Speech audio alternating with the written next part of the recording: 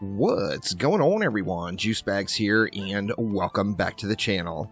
I managed to finally get my very first win on a Massacre Survival Hardcore The Keep.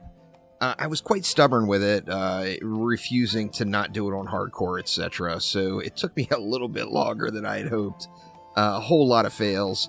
I did get the run recorded, however, it was right in the middle of just doing a bunch of attempts, so I don't have live commentary of it.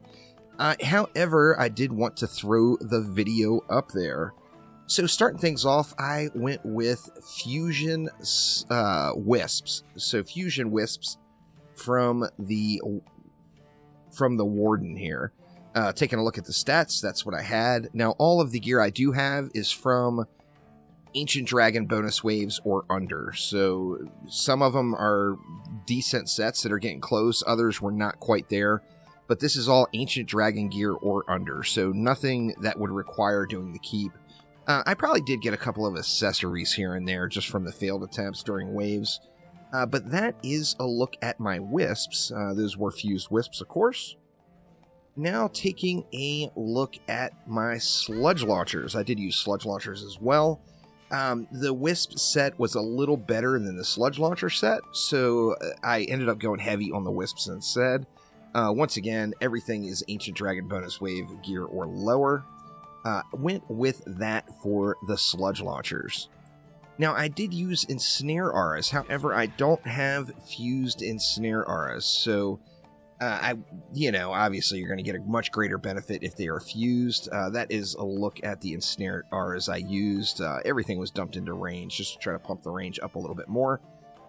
This is actually an electric aura set that I've got set up, but I didn't use any of the electric auras at all, so just the ensnares. Then, of course, the lovely gas trap. We did bring along some fused gas traps, so here is a look at my gas trap stats.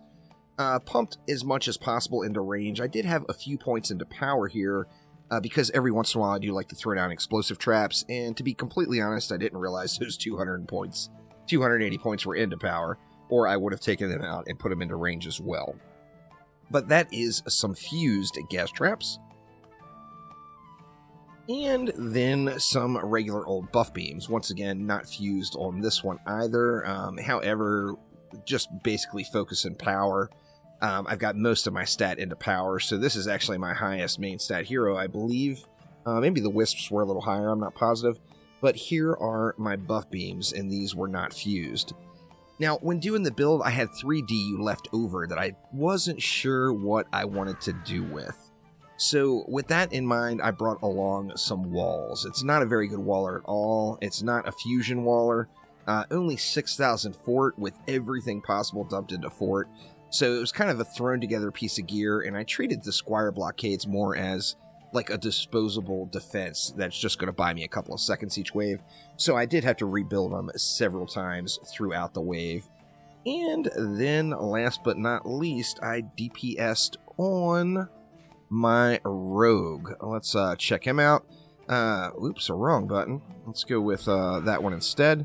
Now, my rogue is in a improper fusion set. And I went on and put this on because I wanted to get that bonus rifted armor, so yeah, here's my rogue. I've got a godly set, or pardon me, a guard set, which ideally I would go with a militia set. However, I didn't have a militia set, and I did want to get that additional rift armor going, so that is a look at my rogue. Now, I went with a prop cat, and every accessory I made sure to have HP regen on it. This is a prop cat I got earlier on stream. Quite the nice one. This is an Ancient Dragon bonus wave prop cat. And then the weapons. This is a normal Ancient Dragon kill on the summit. Massacre Rifted Hardcore, of course. And I got that bad boy. And then this sword is actually a campaign sword, but it does really good for me. So I'm still using a campaign a campaign goblin mech sword. And taking a look at the stats, I got everything dumped into Vitality on my rogue just for a little bit more survivability. So not very much attack stat at all. My DPS output is not super high on this one, so I did have to cycle the boss quite a few times. However, it was enough to get it done. Now, sadly, the loot from the map, I got a bit of a bum weapon, which is unfortunate. Of course, I was hoping to get something a little bit shinier. I got this weapon, or no, that is actually a campaign weapon. I got this one on the run. Sadly, no vitality on it, making it completely unusable, so no luck there. However, I did get myself a Arcanist helmet. It is my very first one. Rolled with range and power. I mean, I intend for this to go on my Electric Aura Monk anyway, to give me Ensnare Auras as well. So, I'll take it. I'll take the range, I'll take the power. Not too bad on my very first Arcanist set, and my very first Ancient, or pardon me, I almost said Ancient Dragon, Lichen King kill. And now, more importantly, Lichen King bonus waves are unlocked, and I am able to go through and farm them up and get better gear all the way across the board on all of these heroes. But this is a look at the run. Not the prettiest thing out there. Got a little sweaty at times. Got really low health once or twice during the boss itself. However, was able to get the job done. Hope you all enjoy. Thanks for watching.